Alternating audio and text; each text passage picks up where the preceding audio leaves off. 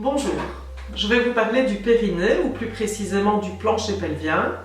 Ce sont des muscles qui se trouvent à la base du bassin, formés par différents plans. Il y a un plan superficiel, ce sont les sphincters, de l'urètre et de l'anus, un plan moyen et un plan profond.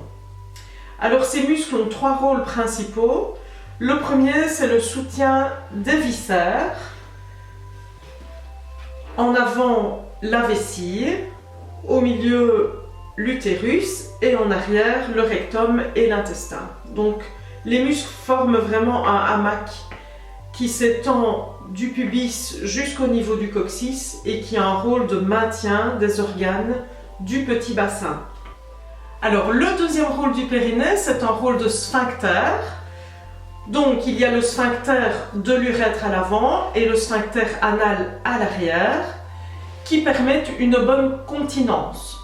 Donc ça nous permet de se retenir quand on a besoin d'uriner ou de faire un gaz ou d'aller à selle.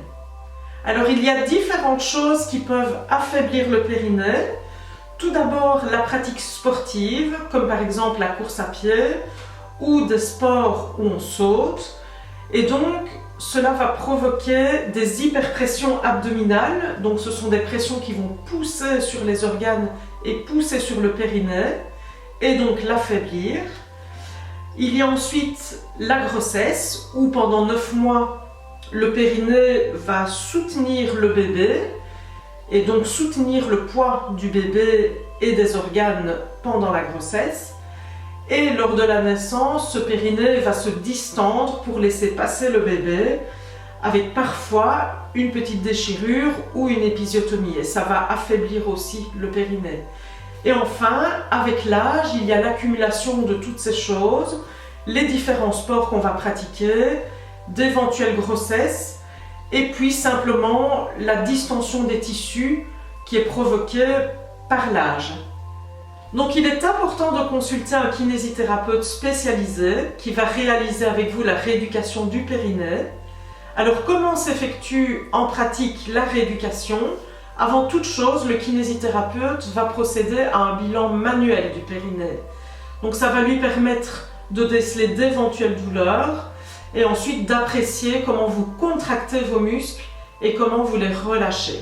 Ensuite, il y a la rééducation avec la sonde vaginale.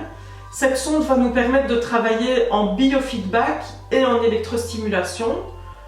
Le biofeedback permet d'observer sur l'écran d'ordinateur les contractions et les relâchements des muscles. On va pouvoir aussi travailler différents exercices grâce à la sonde.